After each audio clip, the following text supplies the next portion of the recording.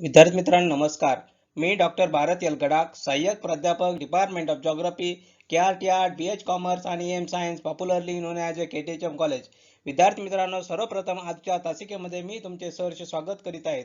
आपण 2999 environmental awareness हा जो स्पेशलचा हा जो कंपल्सरीचा जो पेपर आहे, यामधील चॅप्टर नंबर 3 परिसंस्था याविषयी आपण मागील तासिकेला चर्चा करत आहोत. विद्यार्थी मित्रांनो, मागील तासिकेचा आढावा घेत असताना आपण असणाऱ्या भूपरिसंस्थेमध्ये जी येणारी एक विषुववृत्तीय सदाहरित परिसंस्था, या विषुववृत्तीय सदाहरित परिसंस्थेमध्ये मागील तासिकेला आपण चर्चा केली. त्यामध्ये असणारे प्राणी जीवन कसं आहे, वनस्पती जीवन कसं आहे, त्याचबरोबर या परिसंस्थेचं असणारा स्थान असेल, या परिसंस्थेची असणारी भौगोलिक विविधता असेल, या परिसंस्थेत असणारे वनस्पतीची विविधता असेल, त्याचबरोबर प्राण्यांच्या बाबतीमध्ये असणारी विविधता असेल, याविषयी आपण मागील तासिकेला चर्चा केली. विद्यार्थी मित्रांनो, त्याचबरोबर ही जी असणारी विषुववृत्तीय सदाहरित परिसंस्था ही कोणकोणत्या देशामध्ये आढळते, कोणकोणत्या प्रदेशात आढळते, याचाही विचार आपण मागील तासिकेला केला आहे. याचबरोबर असं सांगत असताना की भूपरिसंस्थेमध्ये जंगल परिसंस्था आणि त्यात विषुववृत्तीय परिसंस्था असेल, या विषुववृत्तीय परिसंस्था कोणत्या भागात आढळते, कोणत्या ठिकाणी आढळते आणि या ठिकाणी असणाऱ्या त्याच्या असणाऱ्या जैविक आणि अजैविक घटकांचा कसा एकमेकाशी संबंध साधला गेला आहे, याचाही आपण या ठिकाणी मागोवा मागील तासिकेला घेतला आहे. विद्यार्थी मित्रांनो, अशाच एका भूपरिसंस्थेविषयी किंवा याच अशा एका जंगल परिसंस्थेविषयी आजच्या तासिकेला आपण माहिती बघणार आहोत, ती बघूया. विद्यार्थी मित्रांनो, भूपरिसंस्थेची थोडक्यात आपण प्रस्तावित करत असताना आपण त्याला म्हणतो टेरेस्ट्रियल इकोसिस्टीम. आता भूपरिसंस्था या जमिनीवर आढळतात ही आपल्याला माहिती आहे, आणि माहिती असतानाच या परिसंस्थेमध्ये भौगोलिक स्थानानुसार असेल, त्यामध्ये जंगल परिसंस्था असेल, गवताळ परिसंस्था असेल, उष्ण वाळवंटी परिसंस्था असेल, शीत वाळवंटी परिसंस्था असेल, असे उपप्रकार आपल्याला बघावयास मिळत असतात. म्हणजे हे भौगोलिक स्थानानुसार आपण या ठिकाणी विचार केला आहे की भौगोलिक स्थानानुसार असणाऱ्या जंगल परिसंस्था असेल, गवताळ परिसंस्था असेल, किंवा उष्ण वाळवंटी परिसंस्था असेल, किंवा शीत वाळवंटी परिसंस्था असतील, यांचा आपण भौगोलिक हा घटक डोळ्यासमोर ठेवण्याचे असे वेगवेगळे प्रकार या ठिकाणी पाडण्यात आले आहेत. म्हणजेच सर्वात महत्वाची गोष्ट आहे की या सर्व असणाऱ्या विविध परिसंस्थांमधील कोणत्याही तरी परिसंस्थेमध्ये सर्वात महत्वाची गोष्ट असते, ते सर्वात महत्वाचा घटक असतो तो म्हणजे स्थान असतो. त्या ठिकाणी भूरचना असते, जलप्रवाह असतात, हवामान असेल, खनिज असेल, वनस्पती असेल, मृदा असेल, या सर्वांचा मोठा प्रभाव त्यावरती पडलेला असतो. म्हणजे कोणतीही परिसंस्था जर निर्माण व्हायची असेल किंवा कोणत्याही परिस्थितीत या घटक त्याला कारणीभूत ठरत असतात, तर त्यामध्ये सर्वात महत्वाचा घटक येतो स्थान असेल, भूरचना असेल, जलप्रवाह असेल, हवामान असेल, खनिज असेल, वनस्पती असेल, मृदा असेल, यांचा मोठ्या प्रमाणावर त्याच्यावरती परिणाम होत असतो, असं आपल्याला या ठिकाणी म्हणता येईल. म्हणजे कोणत्याही परिसंस्थेवर या घटकातूनच जावयात लागते असं आपल्याला म्हणता येईल. म्हणजेच अशा विविध प्रकारच्या भौगोलिक घटकांना अनुसरूनच या भूपरिसंस्था निर्माण झाल्या आहेत, आणि ह्या घटकांना अनुसरूनच या भूपरिसंस्था निर्माण झाल्या असं आपल्या या ठिकाणी नमूद करता येईल. म्हणजेच ह्याच सर्वांच्या असणाऱ्या घटकांच्या आधारानुसार भौगोलिक घटकांचे हे जे भौगोलिक घटक आपण बघितले, या भौगोलिक घटकावरच असणारे ह्या भूपरिसंस्थांमध्ये विविधता असते, विषमता आढळते, आणि ह्यामुळेच ही विविधता निर्माण झाली आहे असं आपण या ठिकाणी म्हणूया. म्हणजे थोडक्यात जंगल परिसंस्था असेल, गवताळ परिसंस्था असेल, उष्ण वाळवंटी परिसंस्था असेल, किंवा शीत वाळवंटी परिसंस्था असेल, या सर्व असणाऱ्या भूपरिसंस्था या असणाऱ्या घटकांमुळे, किंवा या असणाऱ्या स्थान असेल, भूरचना असेल, जलप्रवाह असेल, हवामान असेल, खनिज असतील, वनस्पती असेल, किंवा मृदा असेल, यांचा मोठा प्रभाव या भूरचनेवर पडलेला असतो. म्हणून अशा या भूरचना जमिनीवर भूपरिसंस्था या जमिनीवर आढळतात असं आपल्या या ठिकाणी म्हणूया. आता पुढे बघत असताना आपण जंगल परिसंस्था बघत असतो. जंगल परिसंस्था म्हणजे फॉरेस्ट इकोसिस्टीम. आता जंगल परिसंस्थाच्या पृथ्वी तलावर प्रामुख्याने हवामान शुष्क व आर्द्र क्षेत्रामध्ये विविध स्वरूपात मध्ये आढळतात, हे आपण बघितलं. म्हणजे थोडक्यात हवामानाचे तापमान असेल व पर्जन्य असेल, असे दोन घटक जल परिसंस्थेवर फार मोठा प्रभाव पडतात असं आपण या ठिकाणी म्हणूया. थोडक्यात तापमान असेल किंवा पर्जन्य असेल, हे दोन सर्वात महत्वाचे घटक जे पृथ्वी तलावर समान नसल्यामुळे, म्हणजे कोणत्याही भागामध्ये आपण जर गेलो तर तापमान आणि पर्जन्य यामध्ये मोठ्या प्रमाणात तुलनात्मक बदल आपल्याला किंवा वेगवेगळ्या प्रकारचा विविधता आपल्याला त्या ठिकाणी जाणून येईल. पण थोडक्यात पृथ्वी तलावर समान नसल्यामुळे जंगल परिसंस्था देखील समान स्वरूपाच्या आढळत नाहीत. म्हणजे वेगवेगळ्या या दोन घटकांमुळे सर्वात महत्वाची गोष्ट अशी होते की या जंगल परिसंस्थेमध्येच विषमता आपल्याला दिसून येईल. थोडक्यात तापमान आणि पर्जन्य या दोन घटकांच्या स्वरूपानुसारच आपण जर विचार केला तर वनस्पती आणि किंवा प्राणी असेल यामध्ये विविधता निर्माण होते असं आपण या ठिकाणी नमूद करूया. किंवा तापमान असेल, पर्जन्य असेल, या दोन घटकांच्या स्वरूपात स्वरूपानुसार वनस्पती व प्राणी यांची विविधता आपण निर्माण करूया. म्हणजे थोडक्यात प्रत्येक जंगल परिसंस्थेमध्ये जैविक असेल किंवा अजैविक घटक असेल भिन्न असल्यामुळे वेगवेगळ्या पर्यावरणात्मक रचना निर्माण झाल्या आहेत असं आपल्या ठिकाणी सांगता येईल. म्हणजे सर्वात महत्वाची गोष्ट आहे की कुठल्याही परिसंस्था असेल या परिसंस्थेमध्ये आपण जैविक आणि अजैविक घटक एकत्र येतात आणि जैविक आणि अजैविक घटक यांच्या एकत्रित असणारी आंतरक्रिया, या आंतरक्रियेमुळेच एक इकोसिस्टम किंवा एक परिसंस्था निर्माण होते आणि ही परिसंस्था निर्माण झाल्यानंतर या ठिकाणी असणाऱ्या त्यामध्ये असणारा जो वेगवेगळ्या असणारे पर्यावरणात्मक रचना निर्माण झाल्या आहेत असं आपल्या ठिकाणी म्हणूया. म्हणजे थोडक्यात असणाऱ्या या फॉरेस्ट इकोसिस्टम मध्ये अशा दोन प्रमुख घटकांमध्ये किंवा दोन प्रमुख कारणांमुळे म्हणजे तापमान असेल किंवा पर्जन्य असेल, या तापमानामध्ये असणारी विविधता असेल किंवा पर्जन्यामध्ये असणारी विविधता, या दोन घटकांनुसारच जंगल परिसंस्थेचे वेगवेगळे प्रकार आपल्याला या ठिकाणी बघावयास मिळत असतात. म्हणजे थोडक्यात आणि या सर्वात महत्वाचा या सर्वात गोष्टींचा किंवा या दोन घटकांचा परिणाम प्रामुख्याने वनस्पती जीवन असेल किंवा प्राणी जीवन असेल या दोन घटकावरतीच निर्माण झाला आहे असं आपण या ठिकाणी नमूद करूया. विद्यार्थी मित्रांनो, जंगल परिसंस्थेचे पुढील प्रकार बघत असताना आपल्याला एक प्रकार बघायचा आहे की मोसमी जंगल परिसंस्था किंवा मान्सून फॉरेस्ट इकोसिस्टीम. आता मान्सून फॉरेस्ट इकोसिस्टीम म्हणजे काय किंवा मान्सून किंवा मोसमी जंगल परिसंस्था म्हणजे नेमकं काय? या जंगल परिसंस्थेच्या मोसमी काळात किंवा मोसमी जंगल ज्या ठिकाणी आढळतात त्या ठिकाणची असणारी परिसंस्था, आपण ज्या ठिकाणी असणारी इकोसिस्टम असं बघूया. आता सर्वात महत्वाची गोष्ट आहे की ही परिसंस्था 6 डिग्री अंश ते 30 डिग्री अंश उत्तर अक्षांशाच्या दरम्यान आपल्याला आढळते. थोडक्यात लक्षात ठेवा 6 डिग्री ते 30 डिग्री उत्तर अक्षावृत्तांच्या दरम्यान, म्हणजे उत्तरेकडे जायचं नॉर्दर्न हेमिस्फिअरला गेल्यानंतर 6 डिग्री पासून तर 30 डिग्रीच्या दरम्यान जी जंगल परिसंस्था आढळते ती असते मोसमी जंगल परिसंस्था. आता या जर आपण विचार केला तर दक्षिण असेल किंवा आग्नेय आशियामध्ये ह्या परिसंस्था मोठ्या प्रमाणात विकसित झालेल्या आपल्याला आढळून येतात. म्हणजे थोडक्यात दक्षिण आशिया असेल किंवा आग्नेय आशियात याच दोन प्रदेशामध्ये प्रामुख्याने ह्या मोसमी जंगल परिसंस्था विकसित झाल्या आहेत. याचं कारण आहे की या भागामध्ये मोसमात एका विशिष्ट काळामध्ये पाऊस पडतो हेच आपल्याला सांगता येईल. म्हणजेच आता यामध्ये कोणकोणते दक्षिण आणि आग्नेय आशिया असेल त्यामध्ये कोणकोणते देश येतात? त्यामध्ये सर्वात महत्वाचा देश येतो तो म्हणजे Bharat, Pakistan, Bangladesh, Sri Lanka, Myanmar, Thailand, Cambodia, Laos, Vietnam, दक्षिण चीन, मलेशियाचा उत्तरेकडील भाग, उत्तर ऑस्ट्रेलिया या प्रमुख देशांमध्ये मोसमी जंगल परिसंस्था आढळतात. तर परत एकदा सांगतो, Bharat, Pakistan, Bangladesh, Sri Lanka, Myanmar, Thailand, Cambodia, Laos, Vietnam, दक्षिण चीन, मलेशियाचा उत्तरेकडील भाग व उत्तर ऑस्ट्रेलिया या प्रदेशामध्ये मोसमी जंगल परिसंस्था आढळतात.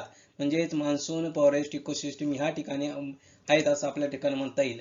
म्हणजे थोडक्यात आपण जर या जंगल परिसंस्थेचा विचार केला तर या जंगल परिसंस्थेमध्ये उन्हाळ्यामध्ये मासिक सरासरी तापमान सुमारे 27 डिग्री ते 33 डिग्रीच्या दरम्यान आपल्याला या ठिकाणी सेल्सिअसच्या दरम्यान आपल्याला आढळून येते. आता हेच जर आपण विचार केला तर हिवाळ्यामध्ये किती तापमान असू शकतं?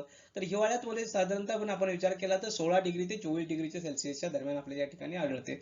म्हणजेच थोडक्यात या प्रदेशाचा तापमान हे भरपूर असते आपल्या या ठिकाणी म्हणता येईल.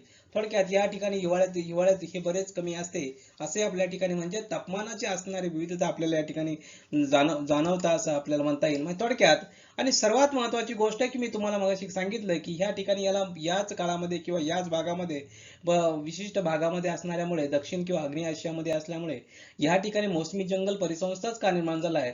तर सर्वात महत्वाचं कारण की मोसमी प्रदेशामध्ये हा पाऊस आणि सर्वात हा भाग मोसमी वाऱ्यांच्या किंवा मोसमी प्रदेशातच येतो असल्यामुळे आणि मोसमी वाऱ्यांमुळे या ठिकाणी पाऊस पडतो. आणि सर्वसाधारणपणे आपण जर बहुतांशी या भागाचा जर आपण या ठिकाणी विचार केला तर ह्या प्रदेशामध्ये प्रतिरोध प्रकारचा पाऊस पडतो आणि त्याचे वितरण जर आपण बघितलं तर विषम स्वरूपाचे आपल्याला या ठिकाणी आहेत असं आपल्याला या ठिकाणी जाणवेल. थोडक्यात ह्या मोसमी जंगल परिसंस्थेचा जर आपण विचार केला तर मोसमी जंगल परिसंस्था हे असणारे वेगवेगळे प्रकारचे वैशिष्ट्य आपल्या या ठिकाणी बघावयास मिळत असतील. आता या विचार करत असताना आपण बघूया की ह्या मोसमी जंगल परिसंस्थेमध्ये कोणकोणत्या वनस्पती जीवन कसं आहे. आता वनस्पती जीवनाचा विचार करत असताना या ठिकाणी आपल्याला मोसमी जंगल परिसंस्थेमध्ये पर्जन्याचे वितरण असलेले हे अतिशय विषम आहे हे आपण बघितलं असल्यामुळे त्या पर्जन्यमानाच्या प्रदेशांमध्ये असलेल्या किंवा भिन्न प्रकारच्या नैसर्गिक वनस्पती आपल्याला या ठिकाणी आढळून येतात, ही सर्वात महत्वाची गोष्ट आहे. आता ज्या ठिकाणी दाट पर्जन्याच्या भागामध्ये दाट जंगले आढळतात, तर कमी पर्जन्य ज्या ठिकाणी अतिशय मोठ्या प्रमाणात पाऊस पडतो त्या ठिकाणी दाट जंगले आढळतात, तर ज्या ठिकाणी अतिशय कमी पाऊस पडतो त्या ठिकाणी खोरट्या किंवा काटेरी वनस्पती किंवा गवत आढळतात असं आपल्या ठिकाणी म्हणता येईल. म्हणजेच आपण असा विचार करूया की पावसाळ्याच्या काळामध्ये वनस्पतीची वाढ वेगाने होते आणि तीच जर आपण या गोष्टी विचार केला या मान्सून असणाऱ्या भागामध्ये, तर मान्सूनच्या काळामध्ये या ठिकाणी ही मंद गतीने झालेली आपल्याला दिसून येईल. पण थोडक्यात असाही आपण विचार करूया की उन्हाळ्यामध्ये बाष्पीभवनाचा वेग जास्त असल्यामुळे वनस्पतीतील बाष्प बाहेर जाऊ नये म्हणून त्या ठिकाणी वनस्पतीचे पाने झाडतात, म्हणून या वनस्पतींना पानझडी जंगले असेही म्हटले जाते. आता या वनस्पतींची पानझडी जंगले आपण या ठिकाणी म्हटलो गेलो आहे. म्हणजे थोडक्यात असा आपण विचार करूया की मोसमी जंगल परिसंस्थेमध्ये 200 सेंटीमीटर पेक्षा जास्त पाऊस पडणाऱ्या प्रदेशात आपण सदाहरित जंगले असे म्हणतो. आता ही अरण्याचा जर आपण विचार केला तर विषुववृत्तीय जंगलापेक्षा विरळ आणि वृक्षांची उंची त्या मानाने कमी असते. तसेच हिवाळे कोरडे असल्यामुळे या जंगलात देखील सदाहरित वृक्षाप्रमाणेच काही वृक्ष काही प्रमाणामध्ये पानझडी वृक्षही या ठिकाणी आढळतात असं आपल्या या ठिकाणी म्हणता येईल. म्हणजेच थोडक्यात 100 ते 200 सेंटीमीटर वार्षिक पर्जन्याच्या भागामध्ये प्रामुख्याने पानझडी वृक्ष जंगले आढळतात. या जंगलामध्ये टणक लाकडाचे वृक्ष आढळून येतात. त्यामध्ये साग असेल, साल असेल, शिसवी असेल, मोहगनी असेल, लॉरेल असेल, एबनी असेल, रोजवूड असेल अशा वृक्षांचा प्रामुख्याने त्या ठिकाणी समावेश होतो असं आपल्या ठिकाणी नमूद करूया. म्हणजे थोडक्यात असा आपण जर विचार केला तर ह्या ठिकाणी वेगवेगळ्या प्रकारचे जंगलामध्ये सर्वात महत्वाचे साग असेल, साल असेल, शिसवी असेल या वृक्षांचा प्रामुख्याने ह्या वनस्पती जीवनाचा म्हणजे ज्या ठिकाणी 100 ते 200 सेंटीमीटरचा किंवा वार्षिक पर्जन्याचा पाऊस पडतो त्या ठिकाणी हे वृक्ष आपल्याला बघावयास मिळतात.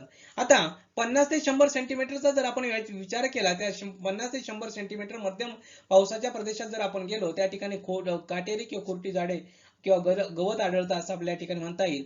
तर 50 सेंटीमीटर पेक्षा कमी पावसाच्या प्रदेशामध्ये प्रामुख्याने निम ओसाड प्रदेशामध्ये खुरटे गवत असेल किंवा पूर्णपणे काटेरी झाडे आढळतात असे आपण या ठिकाणी नमूद करूया. म्हणजेच 50 सेंटीमीटर पेक्षा कमी पाऊस पडणाऱ्या प्रदेशामध्ये खुरटे गवत किंवा काटेरी झाडेच आढळतात असं आपल्याला या ठिकाणी म्हणता येईल.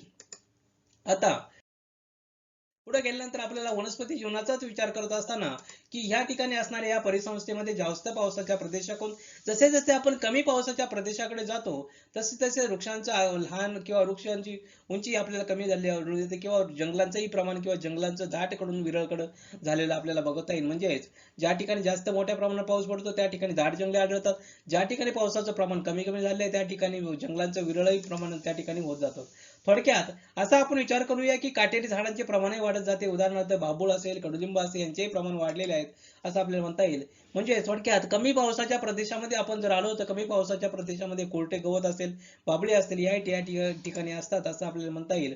म्हणजेच ह्याही नंतर आपण जर विचार केला या वृक्षांखेरीज आपण जर विचार केला तर या जंगलांमध्ये प्रामुख्याने ज्या जंगल परिसंस्थेमध्ये जास्त पावसाचे प्रदेश असेल त्या ठिकाणी नारळ असेल, सुपारी असेल, फणस असेल, रबर असेल, चिंकोन असेल, खैरे या ठिकाणी यासारख्या वनस्पती त्या ठिकाणी आढळून येतात. त्याचबरोबर जर आपण असा विचार केला की मध्यम पावसाचा प्रदेश असतो त्यामुळे वड असेल, पिंपळ असेल, चिंच असेल, आंबा असेल, चंदन असेल आणि तर त्यानंतर आपण जर पुढे विचार केला तर कमी पावसाच्या प्रदेशामध्ये बोर असेल, निवडुंग असेल, शेर असेल या वनस्पती आढळतात. म्हणजे ह्या वनस्पतीवरून आपण विचार करू शकतो की या ठिकाणी पावसाचं पर्जन्याचं प्रमाण कसं आहे. उदाहरणार्थ नारळ असेल, सुपारी, फणस असेल तर या ठिकाणी जास्त पाऊस पडत असेल. त्याचबरोबर वड, पिंपळ, चिंच, आंबा जर आपल्याला त्या ठिकाणी सापडत असतील मोठ्या प्रमाणावर तर त्या ठिकाणी मध्यम स्वरूपाचा पाऊस पडतो आणि अतिशय कमी पाऊस पडत असेल तर त्या ठिकाणी मोर आणि निवडुंग असेल, शेर असेल यासारख्या वनस्पती आपल्याला त्या ठिकाणी आढळतात. म्हणजे थोडक्यात आपण असा विचार करू की मोसमी जंगल साधारणतः बरीच विरळ असतात, त्यामुळे या झाडांची उंची कमी असते आणि ही सर्वात महत्वाची यांची वैशिष्ट्ये आहेत. आता या झाडाचा विस्तार मोठ्या प्रमाणावर होत नाही. सर्वात महत्वाचं खोड आणि फांद्या भक्कम असतात आणि त्या कित्येक वेळा त्या गाठी झालेल्या असतात. साली झाड जाऊन पापुद्रे असतात. या परिसंस्थेमध्ये झाडांना भरपूर फांद्या असतात असं आपल्याला माहिती आहे आणि त्या खालपासूनच फुटतात असं आपल्या ठिकाणी म्हणून नमूद करूया. आणि सर्वात महत्वाची गोष्ट आहे की मोसमी जंगल परिसंस्थेमध्ये 3 स्तर आढळतात. आता एक स्तर म्हणजे कुठला तर मोसमी जंगल परिसंस्थेमध्ये 3 स्तर. जसे आपण विषुववृत्तीय सदाहरित जंगलामध्ये सांगितलं होतं की 3 थर आढळतात, त्याचप्रमाणे या मोसमी जंगल परिसंस्थेमध्येही प्रामुख्याने 3 थर आढळतात. एक उंच झाडाचा अगदी वरच्या छतासारखा भाग जो असतो तो एक थर, दुसरा मधला स्तर असतो किंवा मधून मधून वाढलेल्या झाडांचा तिसरा स्तर असतो आणि अगदी हिरव्या गालीच्या सारख्या वेली किंवा वेली या झाडांचा समावेश प्रामुख्याने तिसऱ्या थरामध्ये होतो असं आपल्या या ठिकाणी नमूद करता येईल. म्हणजे थोडक्यात असा आपण विचार करूया की झाडे खूपच कमी असून त्या ठिकाणी लहान असतात. झाडांच्या मधून मोकळ्या जागा सापडेल तेथे करवंदीच्या किंवा इतर काटेरी झुडपांच्या दाट जाळ्या या ठिकाणी आढळतात. म्हणजे कित्येक ठिकाणी ह्या केवळ उंचचे उंच गोंडेदार गवतही त्या ठिकाणी वाढलेलं आहे असं आपल्या या ठिकाणी नमूद करता येईल. आता पुढे प्राणी जीवनाचा विचार करूया. आता प्राणी जीवनाचा विचार करत असताना मोसमी जंगल परिसंस्थेमध्ये वेगवेगळ्या प्रकारचे वनस्पती आढळतात, जशी प्राणी जीवनही आपल्याला आढळून येतं असं आपण म्हणूया. थोडक्यात सदाहरित जंगलामध्ये विषुववृत्तीय प्रदेशातील प्राणी जीवनापेक्षा येथील प्राणी जीवन सारखेच आढळते असं आपल्या ठिकाणी म्हणता येईल. म्हणजे थोडक्यात पानझडी जंगलांमध्ये गवे, हत्ती, रानरेडे, हरणे, ससे, खारी असे तृणभक्षक प्राणी, तसेच वाघ असेल, सिंह असेल, तरस असेल, लांडगे असेल, कोल्हे यासारखे हिंस्र प्राणी त्या ठिकाणी आढळतात असं आपल्या ठिकाणी म्हणूया. म्हणजे थोडक्यात असा आपण विचार करूया की अनेक प्रकारचे पक्षी असतील, सर्पे असतील आढळून येतात. मोसमी जंगल परिसंस्थेचा बराचसा भाग मानवाने कृषी परिसंस्थेखाली आणला गेला आहे. त्यामुळे येथील वनस्पती जीवन समूहाचा बेसुमार कटाई झाल्यामुळे या ठिकाणी परिसंस्थेचं किंवा ह्या मोसमी परिसंस्थेचं थोडक्यात अस्तित्व आपल्याला या ठिकाणी थोडं जंगल परिसंस्थेचं अस्तित्व थोडे धोक्यात आलं आहे असं आपल्या या ठिकाणी नमूद करता येईल. म्हणजे थोडक्यात धूप असेल, अवर्षण असेल, हे असेल ते विकृत हवामानाचं वर्तन असेल, वादळे असेल, टोळधाडी असेल, औष्णिक वर्धन असेल, यासारख्या भयानक समस्यांचा परिणाम होऊन पर्यावरणाचा समतोल ढासळत असल्यामुळे या ठिकाणी अनेक समस्या या ठिकाणी निर्माण झाल्या आहेत असं आपल्या या ठिकाणी म्हणता येईल. थोडक्यात वनस्पती जीवनाचा ह्रास होऊन मोठ्या प्रमाणात झाल्यामुळे या ठिकाणी असणाऱ्या प्राणी जीवनाचाही ह्रास मोठ्या प्रमाणावर होत झाला आहे असं आपल्या ठिकाणी म्हणता येईल. म्हणजे थोडक्यात प्राणी जीवनाचा असणारे ह्या ठिकाणी वेगवेगळ्या प्रकारचे प्राणी जीवन आणि ह्या मोसमी जंगल परिसंस्थेमध्ये आढळून येतात असं आपण या ठिकाणी म्हणूया. म्हणजे थोडक्यात विविधता आणि असणारे प्राणी जीवनामध्ये आपल्याला या ठिकाणी दिसून येते. अशा प्रकारे विद्यार्थी मित्रांनो, आज आपण मोसमी जंगल परिसंस्थेमध्ये कोणकोणत्या भागामध्ये आढळते, किती अंशापासून तर किती अंशापर्यंत आहे, त्या ठिकाणी असणारे वनस्पती जीवन असेल तर वनस्पती जीवनामध्ये कोणकोणते वृक्ष आढळतात याचाही मागोवा आज आपण घेतला. त्याचबरोबर या ठिकाणी असणारे प्राणी जीवन असेल तर प्राणी जीवन कसं याचाही आपण या ठिकाणी विचार केला. विद्यार्थी मित्रांनो, आजच्या तासिकेविषयी कुणाच्या मनात काही प्रश्न, शंका निर्माण झाली असेल तर आपण या ठिकाणी माझा मेल आयडी दिला आहे, त्या ठिकाणी आपण मेल करू शकता. विद्यार्थी मित्रांनो, पुढील तासिकेला आपण पुढचा आणखीन एक प्रकार घेऊन म्हणजे जंगल परिसंस्थेचा दुसरा एक प्रकार घेऊन आपण पुढील तासिकेला चर्चा करणार आहोत. तोपर्यंत बाय बाय.